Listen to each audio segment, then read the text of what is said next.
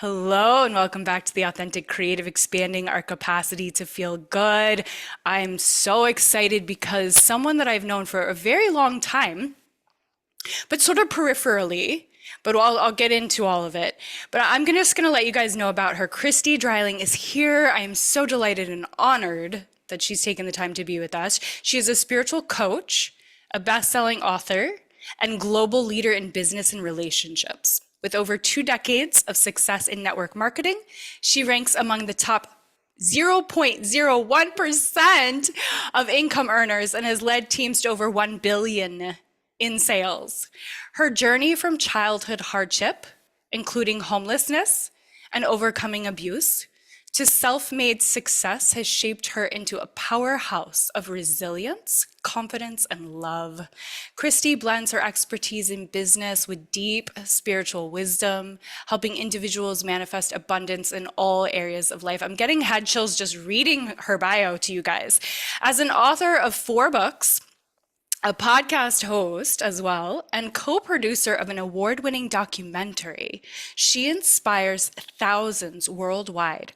Holding degrees in metaphysics and divinity, Christy empowers others with spiritual tools to create lasting transformation. Her humanitarian efforts include leading mission trips to Guatemala, working in shelters, and uplifting communities. Whether coaching, speaking, or teaching, she ignites possibility, shifts energy, and pushes people beyond their limits. Her motto, quotes, "If you want to be happy, get enlightened." So I just want to share a little bit about my first introduction to you was you were on stage at an Arbonne event and you were sharing your story and I was in tears, so inspired, so moved. My husband was with me. He had come to Vegas for the last day of the event. And we had our little baby. And I just remember thinking, oh my gosh, she's incredible, amazing. And I saw you in the hall and I said, can I get a picture with you? You're so amazing, blah, blah, blah. Took a picture, just always kind of was tracking you. And then you and I worked together a little bit. I think I gave you an Akashic record reading at one point, years later, because I was like, do you want a reading? And you're like, sure. So that was super fun. And then I think I gave a reading to your daughter-in-law and your son as Yeah. well, because I kind of, kind of know them too. Amazing, amazing people. And then you and I have kind of danced around oh yeah, we should get you on the podcast. And then I asked you again, you were like, yes. So here we are. And I'm sure I'm missing things along the way that have come up about you. Oh, this is what I'm missing.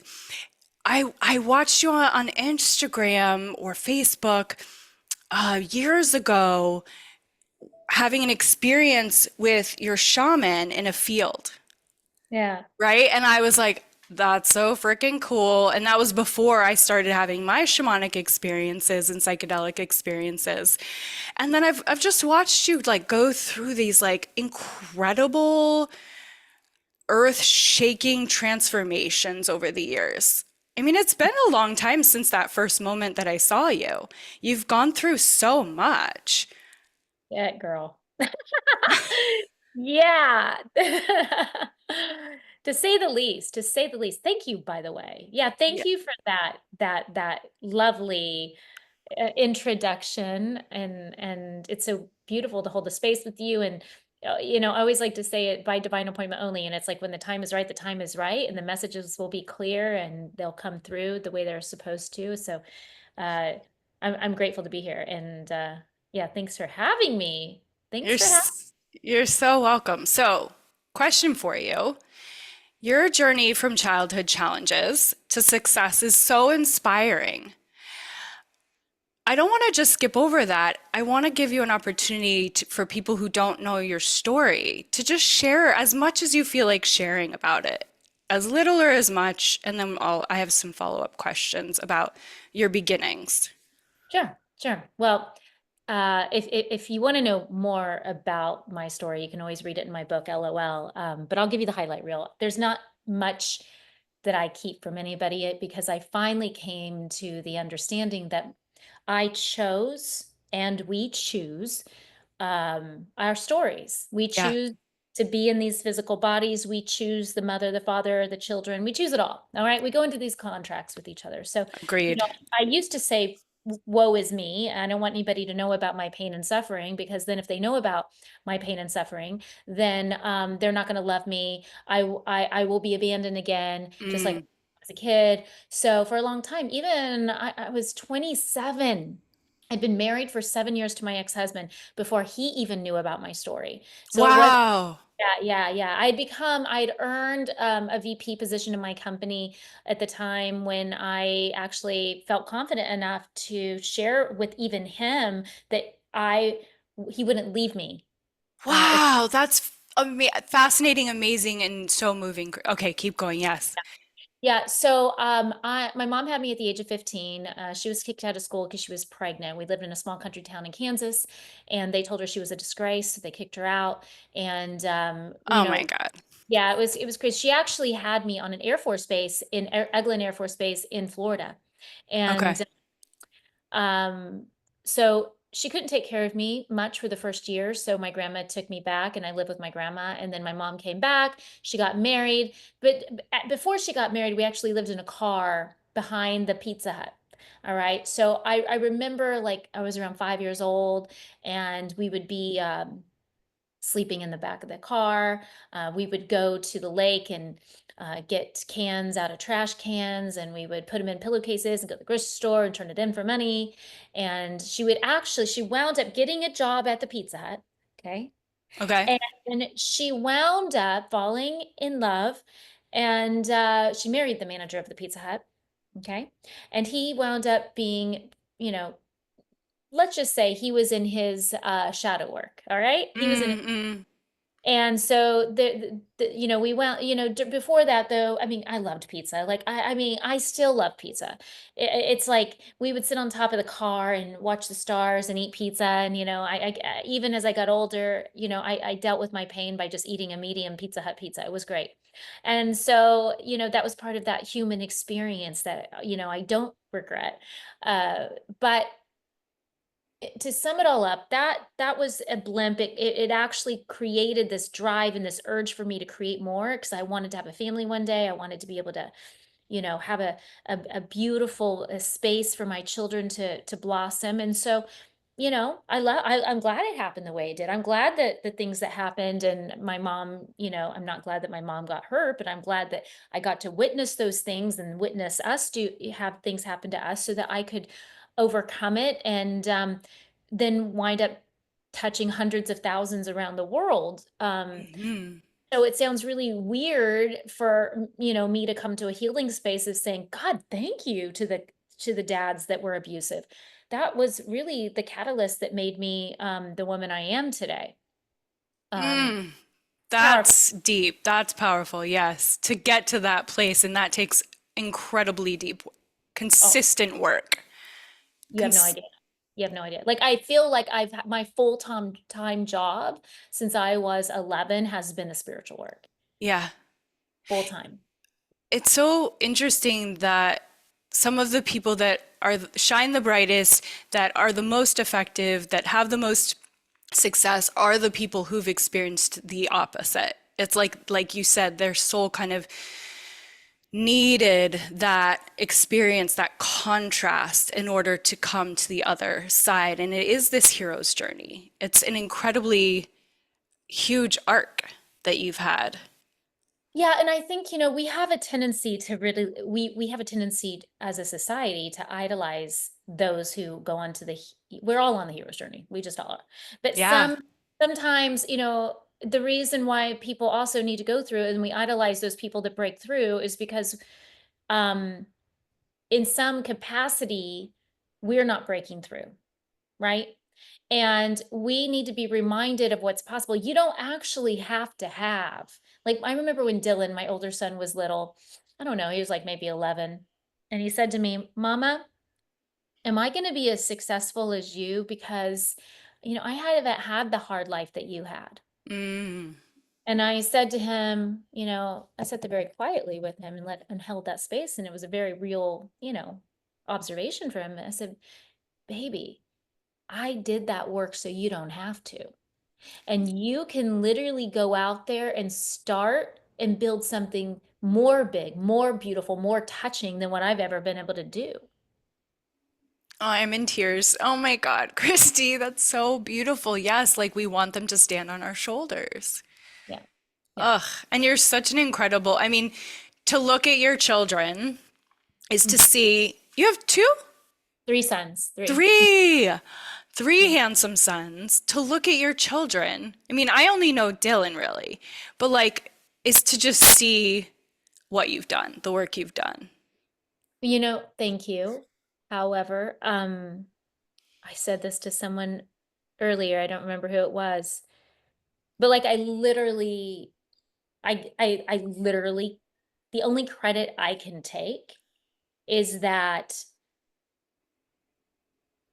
I'm grateful they chose me because my soul was already ready, gonna live out this incarnation. Like I already had this plan to be this woman, right? From all my other incarnations, I had evolved into this spirit, not involved in a spirit. I was always a spirit, but I in this into this body.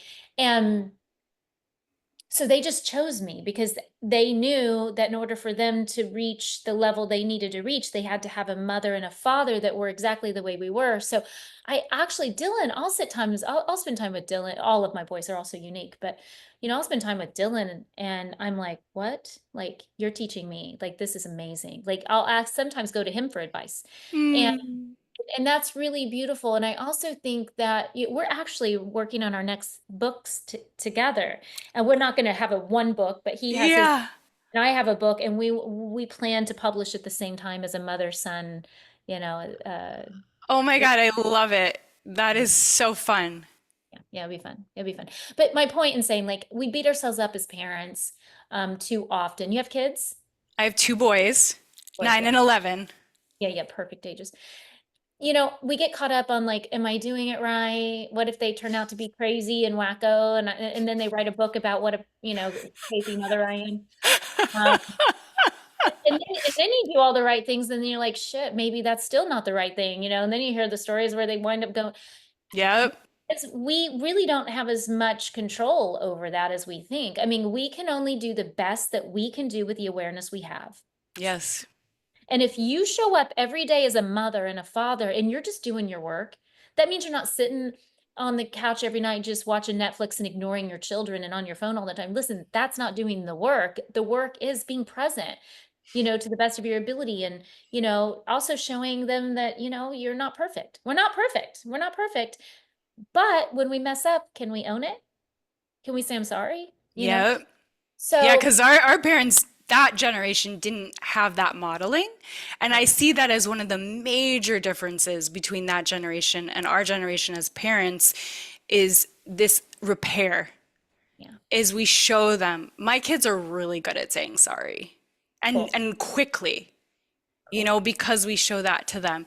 So to follow up, you shared about your incredible journey a little bit. So, how has that shaped the way that you lead in business and in your relationships?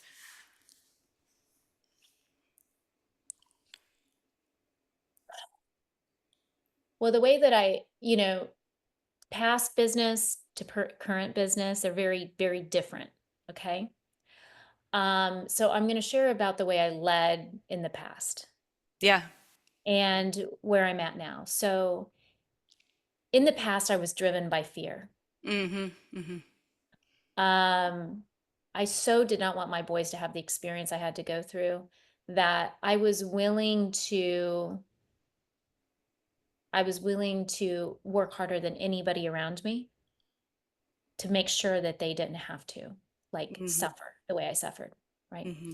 But I knew that they were going to have to work hard. I didn't want them to be like, trust fund babies. That wasn't happening. Um, and so what I would say is that my fear led me to create the the dream that I wished for that would create the safe space for them. And so I led authentically, but a lot of times I molded myself into being a version of myself that I wasn't, right? Mm-hmm.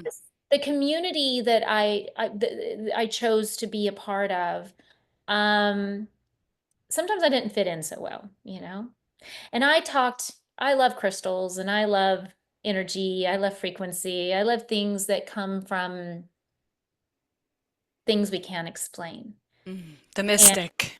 I am mystic. I am a nomad, gypsy, mystic. Gypsy lady. No, I am a gypsy. I am. But I can dress up and look like, Corporate woman, yeah. Fifth Avenue girl too. But the truth is that it just, a lot of times I embodied something I really truly didn't resonate with just so that I could attract the people that loved that kind of community. And then it came to a point where I just wasn't fully embodying me. Mm, And so now, I would say, even though I'm not yet again on stages of thousands and thousands of people, which I've launched off to pursue my speaking career and my writing my next book, but I'm not yet there. I intend to be soon. The way I lead now is to lead with complete vulnerability, complete authenticity, complete self-love and acceptance of every choice that I made, whether people thought it was good or not good, was exactly the choice that was meant to bring me and all the other souls where they were meant to go. yes. And just loving me without being afraid of not being enough, Mm, which is ironically the title of my next book, which is Enough is Enough. mhm. So it's really, I lead by example, not by how much is in my bank account, but truly the depths of my experiences to help other people to say yes to themselves. Mm. You're just music to my ears. I love the authenticity. I love the vulnerability. I love how you're just reaching into your heart to find these answers. We can feel that. We can feel that you're just resonating with your own truth. And that, I mean, gosh, what's going to happen next, Christy? Because you've scaled so many things, and it's like now that you belong to yourself, it's all just icing on the cake. That's really a great way to put it. Like I belong to myself, girl. Um, it Yeah. did not come without a really, really deep dive into the dark night of the soul. Like I had to certainly lose myself. I had to certainly say enough, enough, enough, enough of being in a marriage that I'm not happy in, enough of letting myself play small because other people are afraid of my strength. Mm, that's okay. So, one of the questions I wanted to ask you that you're reminding me of is fear of failure and fear of success. We all have experience with both of these fears. And I'm curious about the relationship between those two things and what the gifts are in the fear of each of those.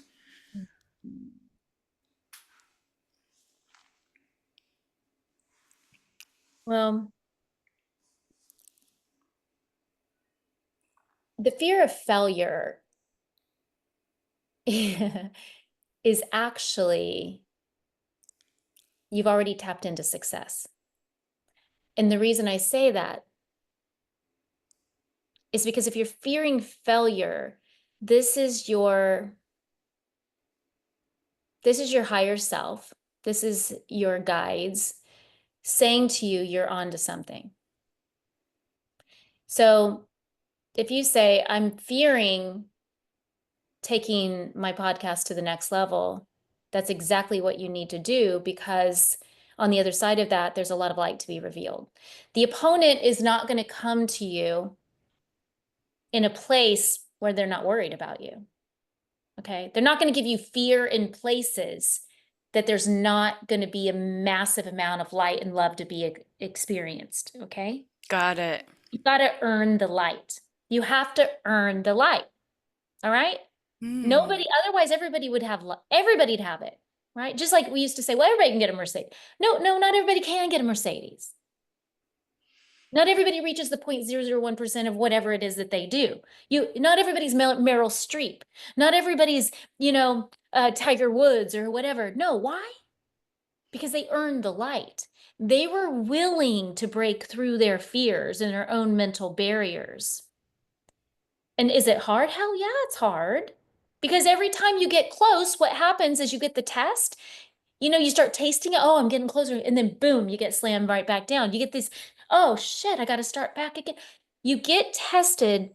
And when you keep passing the test, then you break through. Now you're at the, Mm. now you're at the next level. All right. There's a breakthrough. It's like a video game. It's all like a video. It's all what it is. It's all what it is. It Wow. really. So you're, you know, in order for us to reach the next dimension of our possibility, the next level of consciousness, like we've got to see that it is a game, that it's not some like, well, that some of us saying that's fucked up. Why would we do this to ourselves? But I think that we have a tendency as humans to be really selfish. Mm. We focus so much on ourselves and what are we, I, and we all get trapped in it. I get trapped in it, Mhm.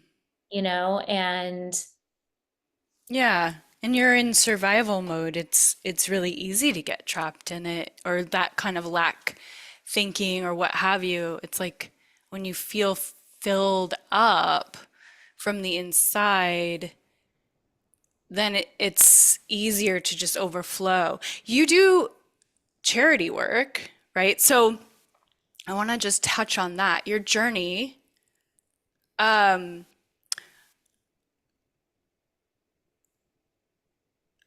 sorry. So I have a question here about the charity work, but it's not on here. So I'll just ask you. There's two things. One is I want to know more about that moment in the field with the shaman. And the other is I want to know about when you were just talking about selfishness and how we get caught in it. And so the opposite of that is the philanthropy and giving of your time and your energy. So I want to touch on those two things, but what feels good to go to first is up to you. we can go talk about the charity. Um, you know, Listen, I've had lots of experiences and roles. One of them was there was a time where I did some work in shelters, and I did work with one of my leaders. She has had a nonprofit forever called For the Love of Mateo, and I would lead one of her groups in Guatemala, and we would deliver bunk beds to people that didn't have money and beds, and I mean it was beautiful. It was really a profound experience. Um, and one thing I learned from the charity work is that we cannot deny people the joy to overcome their own suffering. Now, that doesn't mean that we can't help in suffering for a person. Like just the other day, I had a homeless man come up to me and needed some food, and I'm never going to turn anybody down who needs food. Um, but I can't play God. We have to be careful Mm, to not be martyrs. hmm. Yeah. And sometimes society puts this really big, they like to put a medal around your neck and saying, you're so great because you do this. You're Hmm. like the best at this. We have to be careful not to get caught in that trap, because it's a trap, right? Because what happens is you start to feel good. So here's the thing, you feel good for giving. So is it really for you or is it for them? I mean, think about that. I mean, did you ever feel bad for helping another person? No, you didn't. Like, it felt good. Mhm. So the gift is, we always, the gift is really, the gift is for us and for them. It's a win-win-win, yes. But when it starts to become something that Need. Yeah. we need, or we feel like it's our identity, ooh, now Mhm. we're treading. Now we've got some, we got to really tread lightly there, because everything has to be from the right place. And you're in your journey, you're going to be in different places at different times. Like right now, I'm not doing a lot of charity work. You know what the charity work has been for me? It's been me. Yeah. It's like I've been giving to me, because for so long I gave to everybody else, and it was been not me and like, oh, me, like I said earlier, but it's been more like, what healing do I need to do in order to be a brighter light for the rest of the world? That's the charity.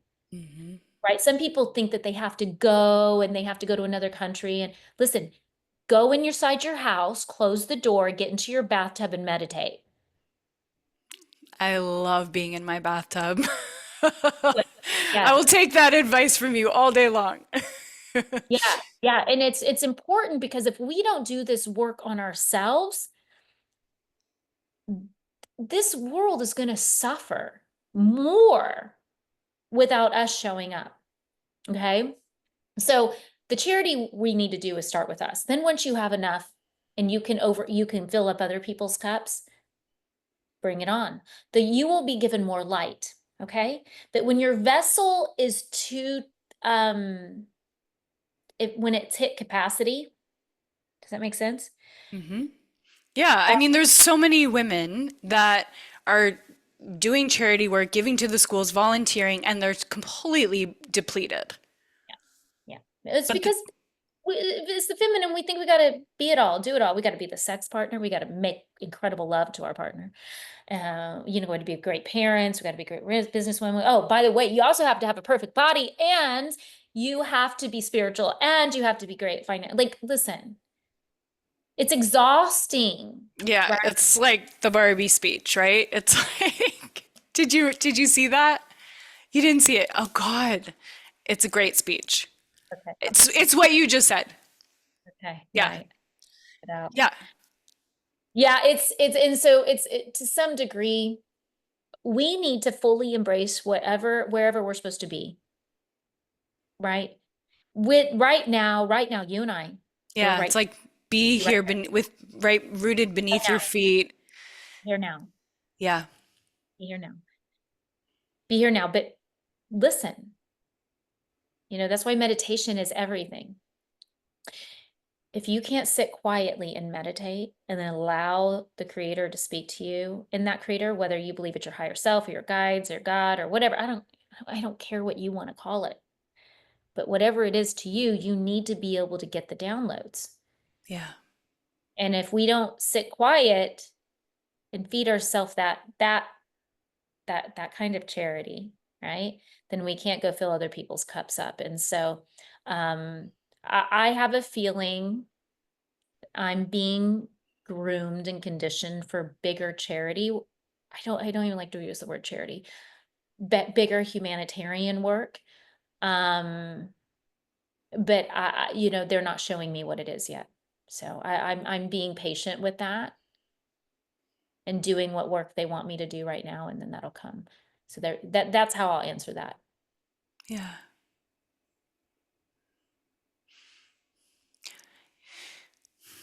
So, that moment that you were sharing about of deciding that you weren't going to fit the mold and then starting more deeply on your spiritual journey, can you talk about that? Well, there's been a few times where I've definitely felt like the saboteur in my life. Okay. I really I mean, I remember back in the day when I was so afraid to talk about like the fact that I loved metaphysics and crystals. And one day I was like, I'm just sick of this. I'm sick of hiding. I'm going to be who I am. And I was also afraid to go on camera live because I didn't have my makeup on, I didn't look cute. And I just heard a voice just say, I never asked you to get dressed up, just go share the message. Like get out of your way, just go share the message. And I'm like, yeah, well, nobody's gonna listen if I'm, if I'm not, all Well, I mean, the irony is like you never don't look cute to us. ah, You know what I mean? Like that's the hilarious thing that well, you could never not look cute. So, yeah, I love you. I'll put you in front of my mirror every day. We're our worst critic, and that's something we're always working on, right? right. Yeah. Uh, but I decided, okay, fine, fine. I was like, fine, I'll go do it. So I think I had my hair in a towel, and I was doing coffees with Christy back then. And I just authentic and raw, and here it is. And oh my gosh, like my views and reach just skyrocketed. I mean, I had people from India messaging me, and this was before it wasn't even Instagram, it was Facebook. Hmm. So before social was really social, Yeah. Yeah. And so that was a big step. And what's interesting is my daughter-in-law, Sammy, said that because of my coffees with Christy and how I was so talking about metaphysics and crystals, she's like, I realized that there was a person like me in the business we were in. And if I wouldn't have been authentic, they wouldn't have been married and I wouldn't have my grandkids, right? So Wow. that's pretty powerful. So that was a really beautiful, like, you know what, fuck it, I'm just gonna be me. And if they don't like it, whatever. And then I would say that the most recent one has been pretty profound because, my business has produced about $1 billion over the course of my career. And I've led teams in 5 countries. I've had thousands and thousands of people in my organization. And I was being called, I was being called for for millions of lives, not just thousands of lives. And I battled it because I felt like I had such a heavy responsibility with all these people that looked up to me, right? Yeah. Yeah. And listen, like you said, I could go into a stadium and people knew who I was and they were like, "Wow, that's Christy. I want to be like her." Like I'd reached this egoic, like, "Wow, I've made it," kind of thing. Like, and it felt good. It felt good to know that I could talk to someone in a hallway and change their life. That felt good. I had earned that. And so now the creator is asking me to give back all this. And now I want to take you on a journey so that you can reach more. So when I called my leaders and I called the VPs of the company and I was like, listen, like, I'm obviously not going to give up my ID number. Um, but I've got to go. I've got to go write my next book. I got to help millions. I got to go. And some weren't so happy with that, but majority of them were very happy. Like, of course, Christy, you'd have to be blind if you didn't see it coming. I mean, you've been writing books for years and doing documentaries to change the world. Like we get it. So the people that are more, enlightened, uh, respected it. But that was a very hard thing because it meant me like saying, um, enough is enough of me not truly fully embodying my gifts that I've been given to help as many as I need to help. And it felt lonely. I'm going to admit it was lonely for, a while because I felt like I was like starting all over again and nobody knew who I was. Nobody really cared. Right. And so that was also the test with where I was where I was getting some energy, right? I was getting some energy and validation from others seeing me in a certain way. So Yeah. I had to start validating myself and rebuilding my confidence in myself of who I actually am as a soul. And I don't need outside validation. And so it was a process. And it feels really good though to completely embody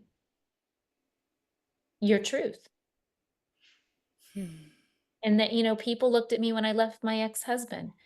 Oh my God. I mean, if we could have been on the cover of a magazine for network marketing of, the poster child's, no longer together or something. It was just, it was interesting. So I kept giving people, they're like, oh my God, Christy's like whiplashing us with all of her changes.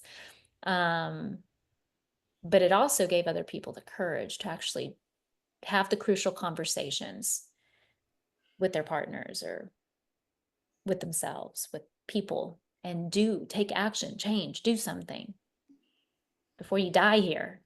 you Mm. know, don't let that be the mountain you die on. And then the spiritual journey and mushrooms, did you get something from that? I mean, you were sharing about this guy Zappy. Can you talk to me more about that kind of journey? So the plant medicine journeys, I've been on many, and every one has been very different and met me where I was, and some were extremely challenging and very, um,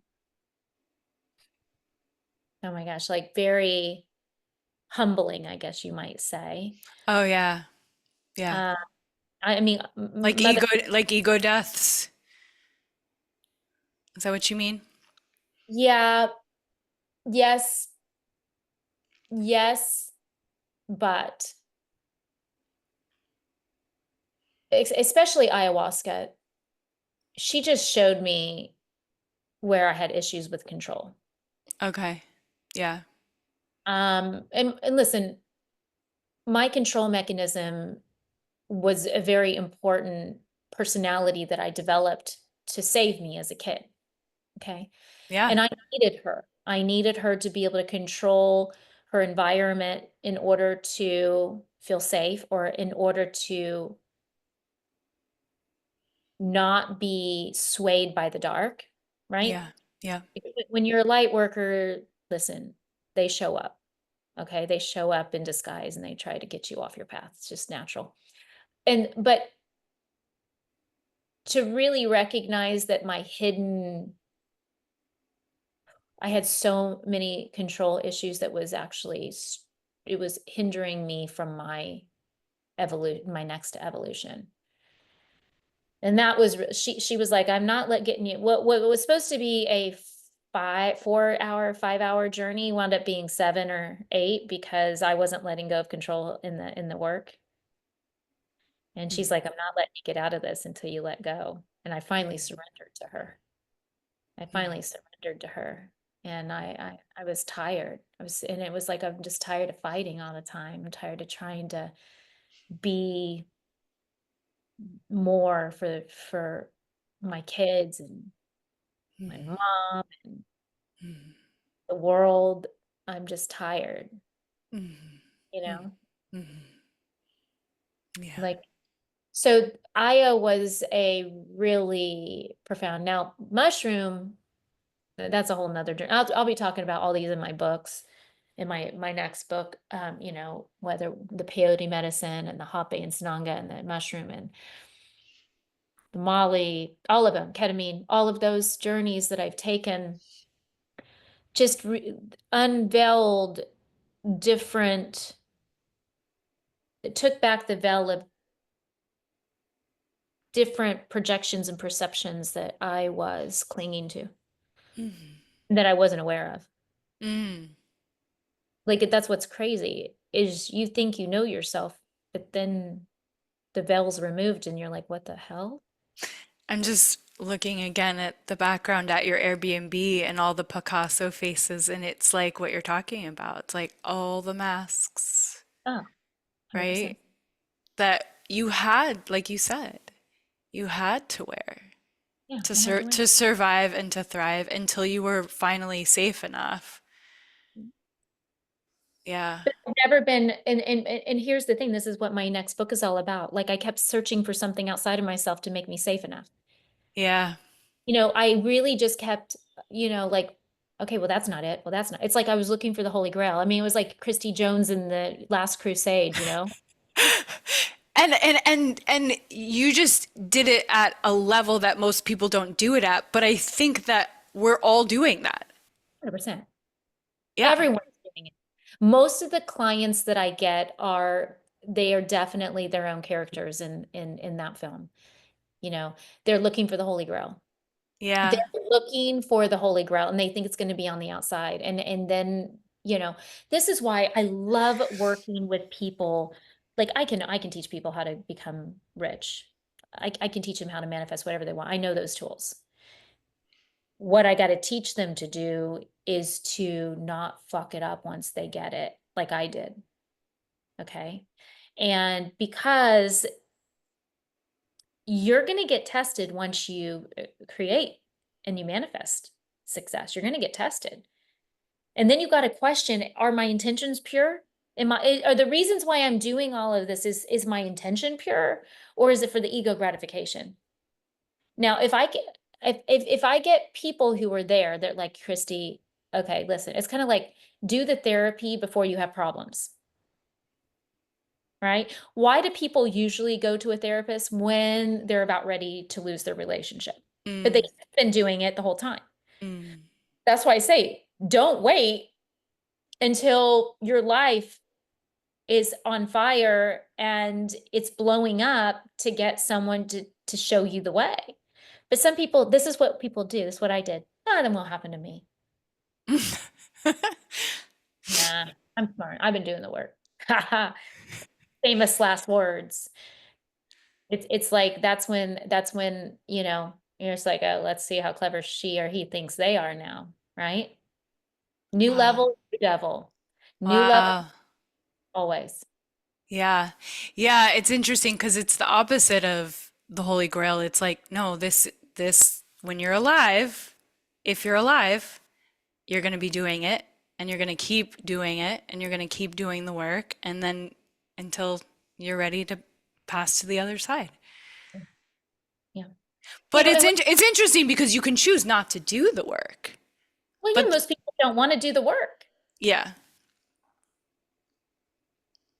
Yeah, it's interesting because I'm comfortable doing quotes the work, but I'm not comfortable doing other things that other people are like, "Oh, I'll do that."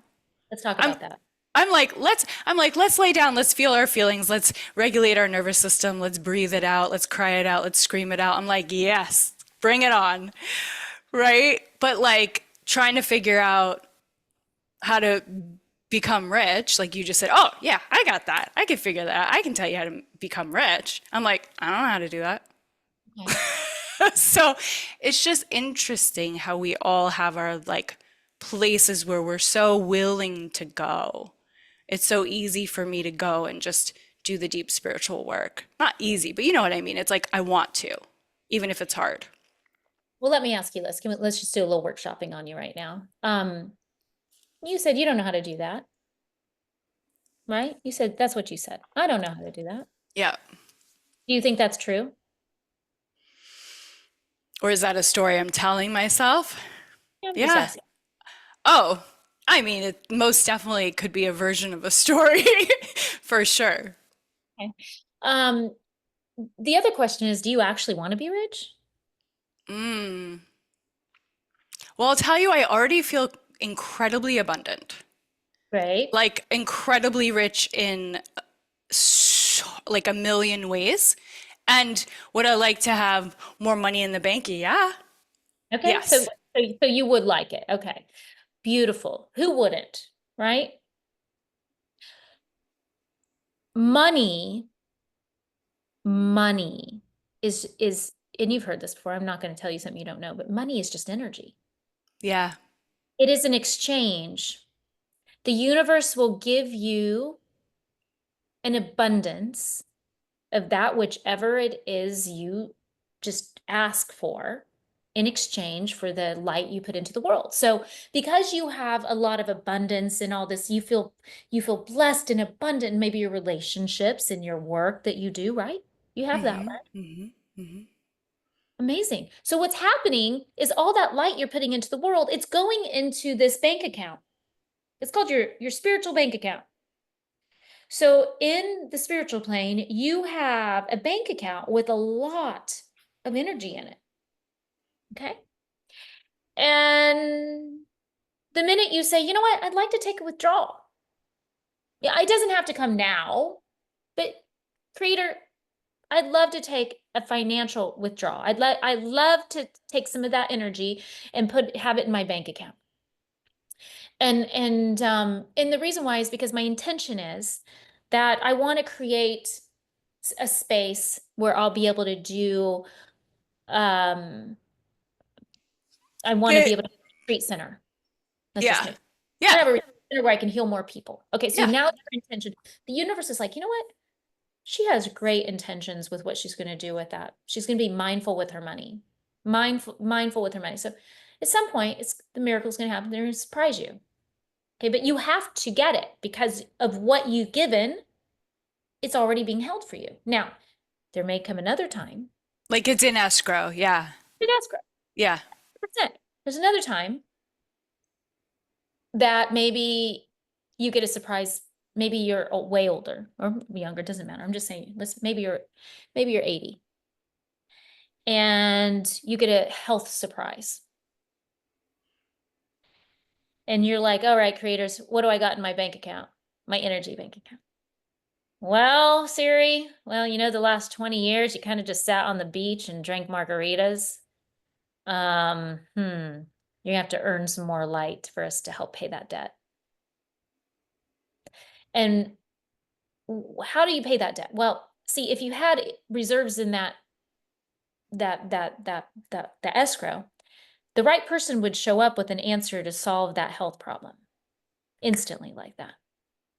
Do you understand? Okay. Okay. So what does that mean? Well, we don't just serve and share light because we want to get light. It has to be pure. So you can't just like, oh, I'm just going to go give. I'm going to get karma points all day, every day, because that's going to be, I'm going to have 1,000,000 energy points in my karmic bank account. No, no, no, no, no, no, no, because that doesn't work. It actually cancels itself out. Like it literally has to come from an authentic place. So when you are driving on the highway and somebody needs to come over and you think, you know what? Of course, go, my friend.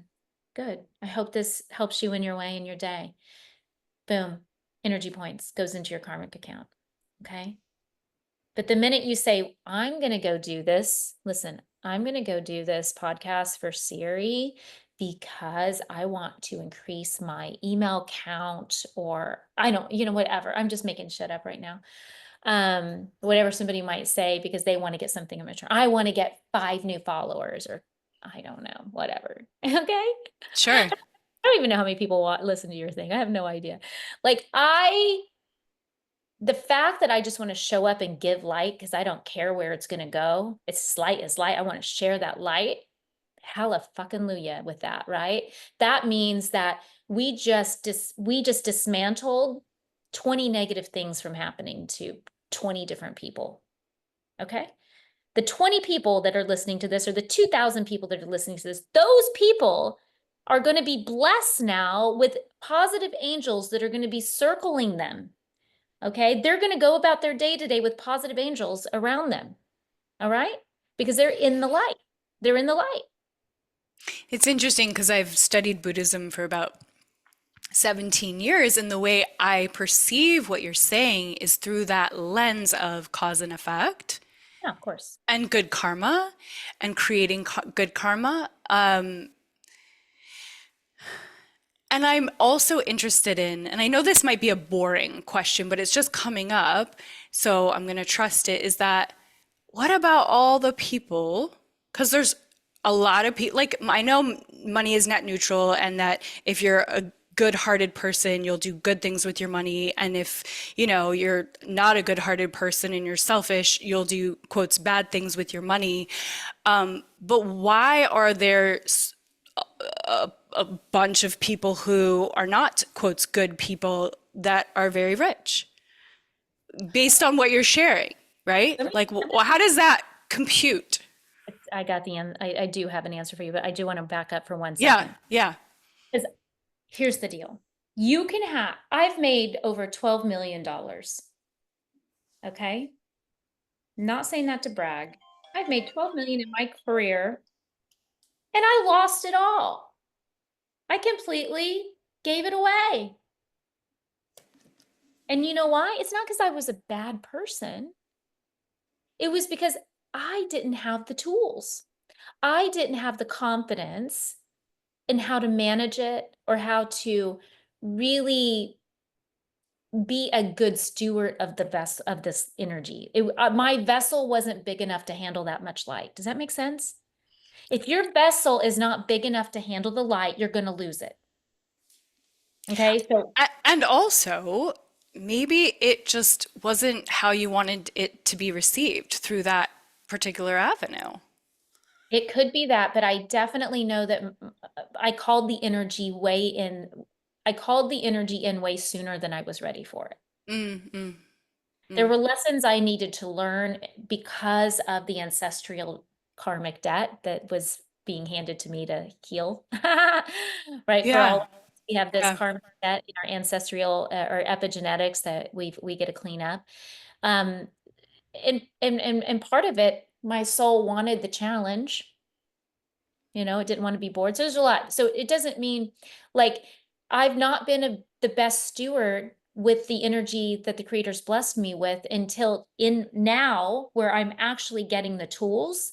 Okay. Um, and I'm learning the tools, but I was afraid to share more light because I thought I was so bad at managing it. I said, what's the use? I help people and then I suffer more. Hmm, Okay, so hmm. I had a new belief system that was keeping me from share. Again, that's the way the opponent gets you, you know? Like, oh, so that's where your faith and your belief have to come in and your path. That I'm going to go to the other point. Yeah. Wanted to highlight that because, you know, I really don't believe that people intentionally do bad things with the blessings that they've been given. Some people do. Some people do. They're Mm, unconscious. mm. And then other people really truly it's just a lesson that they also need to learn because they haven't been given the tools yet to heal that. So now why do bad people get blessed with a lot of money? So from my Kabbalistic studies, what I've learned is that in order for those people to actually heal their karmic debt, to have their correction, the only way they were going to be able to have their correction was if they had money to do it. So my teachers, Interesting. yeah, so my teacher said that there's, so many times that he actually didn't want to be super. He wanted to have a lot of money that came in, but he had a limiting belief. Okay, Mm. so for years he was coaching movie stars and all these really wealthy people, but what he saw was wealthy person after wealthy person after wealthy person. Their children were damaged and messed up and on drugs, or there was some. Ah, All he kept seeing was a bunch of darkness from being wealthy. yeah. Hmm, Okay. So what he's like, well, I don't want that. hmm, hmm. So he limited himself because he associated, just like I was telling you, I associated more suffering to having more money. Right. And so those people, those children that came in and chose those parents, these trust fund children, they had to, in order to have their correction, to recognize that, you know, the attachment to the material plane, the attachment to the thing is the correction. So they have to actually seek love and validation outside of the money, outside of the title, outside of the achievement. Okay. And in Yeah. order for the soul to get there in this life, hopefully they do. A I lot of was them, just thinking it won't be in this lifetime necessarily. some do, Yeah. some break through. Yeah. And we can heal a lot of our karmic debt very quickly in one lifetime. I mean, we can, if we're on the path, we can, but it has to, I believe that. Yes. yeah, it's a choice. Like some people just don't want to heal their shit. They want to get trapped in it, Hmm, hmm. and those are the people that usually come to me, the people that have been super successful and they're lost and um they don't know where else to go. We got okay, you have all the money in the world, but you have no happiness. Okay, you're my person. Hmm. Let's go. Let's go. I mean, I get excited about getting people who are there. If they're willing to change. I can't work with someone who's not willing to change. I just can't. Like I'm Yeah. like, don't waste your money. You can pay me all the money, but it's gonna be useless. Yeah. So, you know, What's your favorite, since we're talking about how you serve people, what's your favorite process of serving? Is it in groups? It sounds like it's one-on-one. Is that your it's favorite all of it. way? All of it. All of it. Okay. I mean, I love speaking on stages. I mean, get me in front of thousands of people and I'm like, you're never going to be the same again. Okay. I love it. It's fires me up, fires me up. I become somebody else when I'm on stage too. It's kind of funny. It's like they take over and I'm like, who the hell was that? And then I go back to my cave. But, um, That's a whole other podcast interview I could ask you about that ability. Yes. yeah, it's But really, I'm actually launching in 2 weeks a free webinar where we're going to go into talking about stop chasing validation and love in all the wrong places. And that's going to be fun. My first big group coaching, 12-week group coaching program. I've been working on this forever. And just to pull out all my stops. I wanted to make it affordable to where everybody, so I can get, enough people on one call to where it makes, sense with time, right? I've mhm. also had to work on bread of shame because I would give away the farm my whole life. And now it's like, you know what? No, I look at the coaches out there and what they're offering, and I'm like, yeah, God love them for doing it.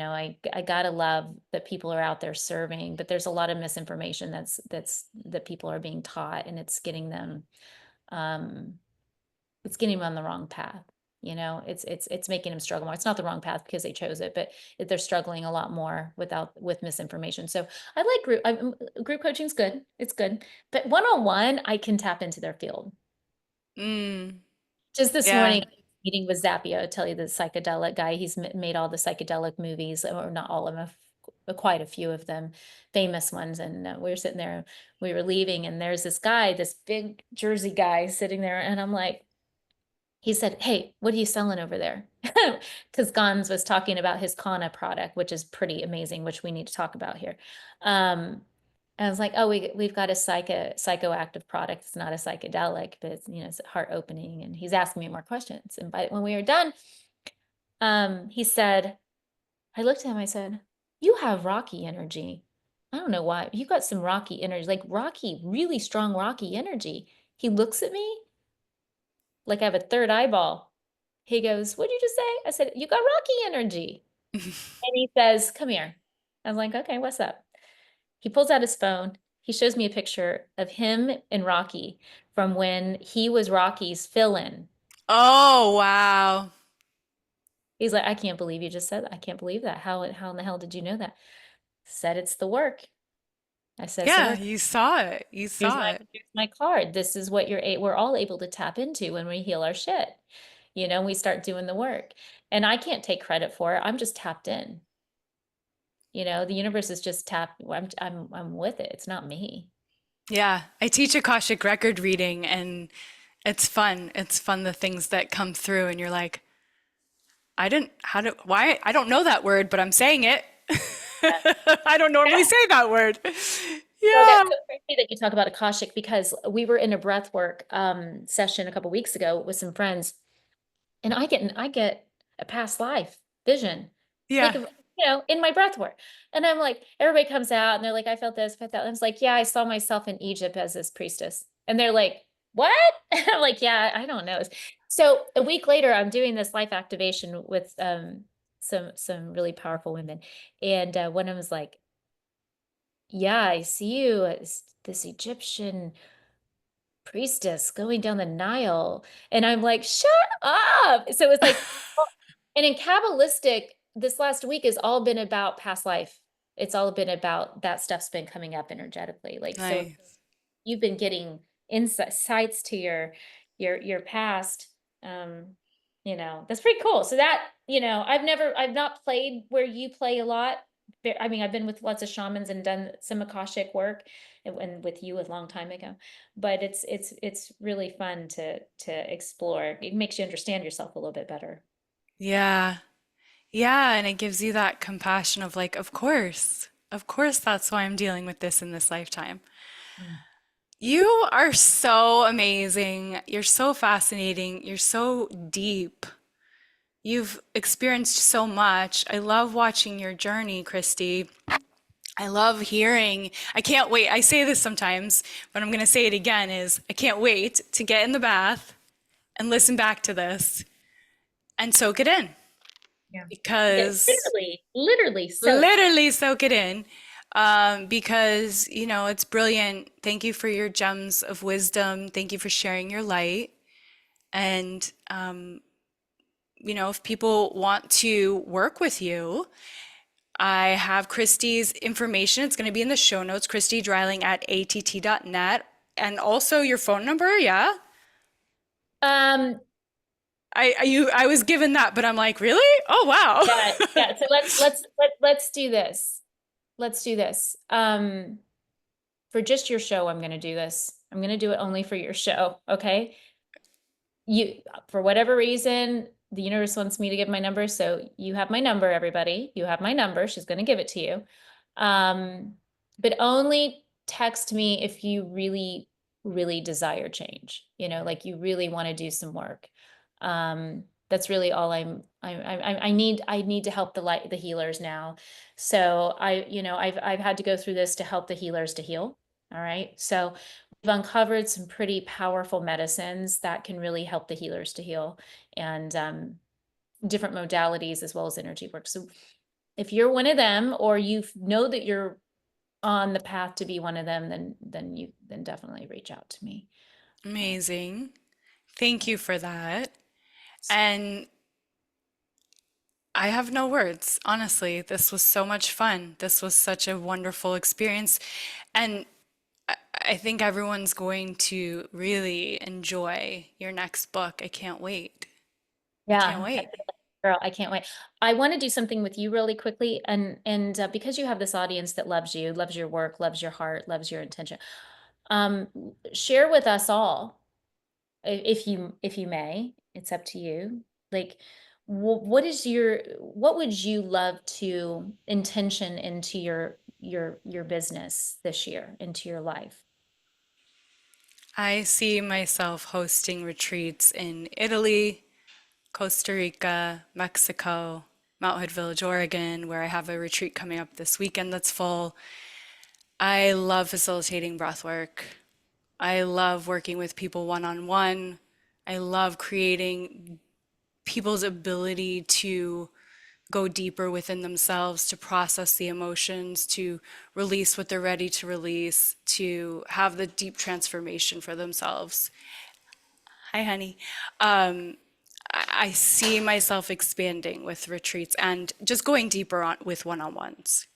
Hmm. Really, Okay. I just want to help people get happier, get what Yeah. they need. Yeah, Yeah. that's really, and I saw something else for you. I'll tell you in a little bit, but Okay. um, what I'm going to ask us all to do is in our meditation to hold Siri in this space. All right. If we can just all visualize and see for her holding I mean, we need some more, we need clear numbers. How many would you like to facilitate and have around the world this in 2025? Give us a number. 25, Uh, Siri? How uh, many? how many retreats or how many How many people? retreats? How many retreats? Oh, this year. Let's say six. Okay, I would say more than I would say if let's double it, because then we're sure to land on 6. Okay, 12. Do 12. All right. A good dozen. Yeah, let's do a dozen. The The 12, baker's dozen. yeah, it's like the 12 prophets, 12 is a good number. So we're all for all of you that have been enjoying, the wisdom and the light and the love that Siri's been sharing with you over all this time. Um, that when you can hold space and visualize for another achieving their dreams, you actually get more deposits into your spiritual bank account. Okay. So I'm going to do that for you. I'm going to visualize 12 retreats around the world, and it's just going to show up in your field, because now you've opened up the opportunities. Everybody now knows that they can actually help you call this in as well. And so yeah, yeah. I can't wait Hmm. till next year when we talk.